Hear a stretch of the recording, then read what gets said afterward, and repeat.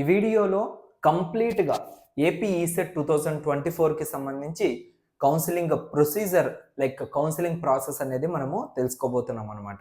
ఓకేనా?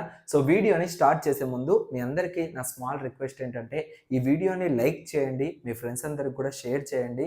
మీరు గనక ఈ వీడియోని చూసేటప్పుడు సబ్స్క్రైబ్ బటన్ అనేది రెడ్ కలర్‌లో ఉంటే దయచేసి దాన్ని గ్రే కలర్‌లోకి అయితే మార్చండి.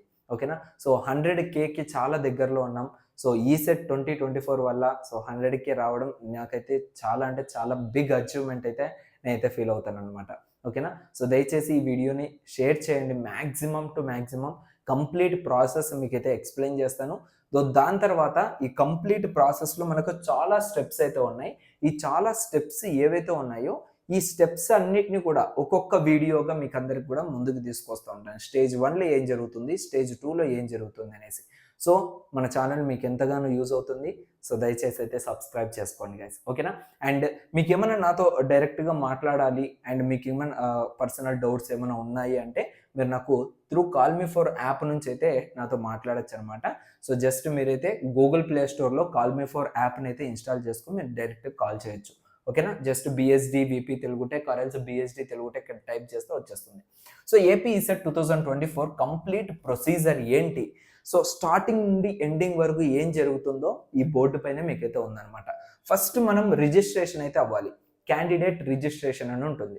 సో క్యాండిడేట్ రిజిస్ట్రేషన్కి వెళ్ళిన తర్వాత మీరు ఆల్రెడీ ఎగ్జామ్కి ముందు ఒక అప్లికేషన్ ఫామ్ ఫిలప్ చేసి ఉంటారు. ఆ ఫిలప్ చేసిన ఫామ్ అంతా కూడా మీకు ఇక్కడైతే చూపిస్తుంది డిఫాల్ట్గా. సో ఇంకా ఎక్స్ట్రా యాక్సెసరీస్ వాళ్ళకి ఏమైనా కావాలి, ఎక్స్ట్రాగా మీ నుంచి డీటెయిల్స్ వాళ్ళు అడుగుతున్నారు అంటే ఈ క్యాండిడేట్ రిజిస్ట్రేషన్లో మీరు ఫుల్ఫిల్ చేసి వాళ్ళకి సబ్మిట్ చేయాలి. సబ్మిట్ చేసిన వెంటనే మీకేంటంటే డైరెక్ట్గా లాగిన్ ఐడి డీటెయిల్స్ అనేవి మీ మొబైల్కి అయితే రావడం జరుగుతుంది క్యాండిడేట్ రిజిస్ట్రేషన్ అయిపోయిన తర్వాత. సో అలా కాలేదు అంటే మీ మొబైల్కి ఎటువంటి మెసేజెస్ అండ్ ఎటువంటి లాగిన్ ఐడి డీటెయిల్స్ రాలేదు అంటే సెకండ్ స్టెప్కు మనం వెళ్ళిపోతాం. సో సారీ, ఇక్కడ ఒకటి మిస్ అయిందనమాట. సో రిజిస్ట్రేషన్ అయిన తర్వాత మనము ఆన్లైన్లో ఫీ పేమెంట్ అనేది చేయాలి. ఈ ఫీ పేమెంట్ అనేది క్యాస్ట్ వైజ్గా డిఫరెంట్ ఉంటుంది. 1200, 600 ఇలా నేను సపరేట్గా ఒక వీడియో చేస్తాను. ఫీ పేమెంట్ ఎలా చేయాలి అండ్ ఎంత పే చేయాలి ఏంటనేసి. సో అప్పుడు మీకు ఇంకా క్లారిటీగా ఫీ పేమెంట్ గురించి అయితే ఎక్స్ప్లెయిన్ చేస్తాను. ఓకేనా? సో ఫీ పేమెంట్ అయిపోతుంది, రిజిస్ట్రేషన్ అయిపోతుంది, బట్ మీకు లాగిన్ ఐడి డీటెయిల్స్ అనేది రాలేదు.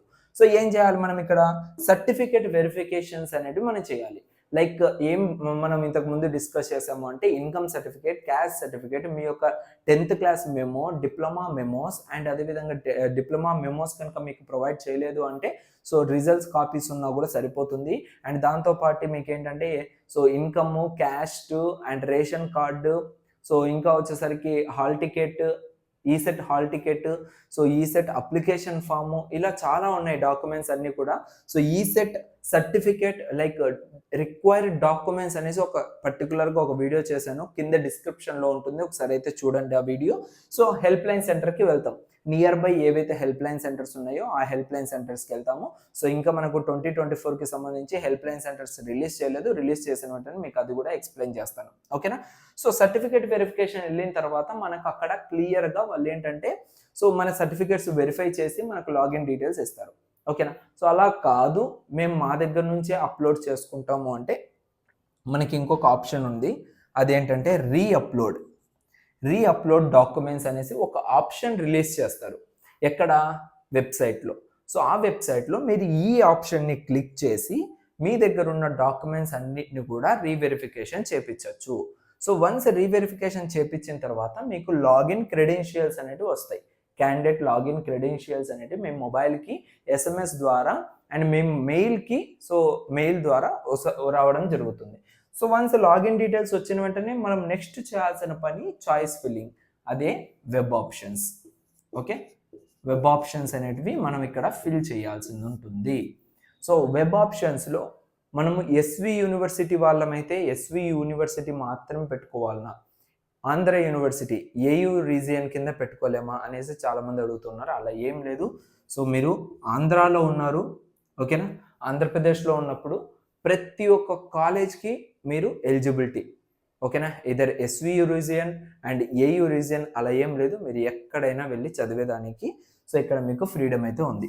ఎస్వియు కానీ ఏయూ కానీ ఏ కాలేజ్ అయినా మీరు ఇక్కడ మీ వెబ్ ఆప్షన్స్లో పెట్టుకోవచ్చు. సో వన్స్ చాయిస్ ఫిల్లింగ్ అయిపోయిన తర్వాత నెక్స్ట్ మనకు ఫైనల్గా అలాట్మెంట్ ఆర్డర్ అనేది ఒకటి రిలీజ్ అవుతుంది. అలాట్మెంట్ ఆర్డర్ ఏంటంటే ఫర్ ఎగ్జాంపుల్ చాయిస్ ఫిల్లింగ్లో మీరు 1 to 20 కాలేజెస్ పెట్టారు, ఓకేనా. సో లిస్ట్ 1 to 20 కాలేజెస్లో మీకు వచ్చే కాలేజ్ ఓన్లీ ఒక్కటి మాత్రమే, ఓకేనా. సో ఈ 1 to 20 కాలేజెస్లో త్రిబుల్ ఈసీఈ, మెకానికల్, సిఎస్సి అలా ఇష్ట ప్రకారం పెట్టుకోవచ్చు.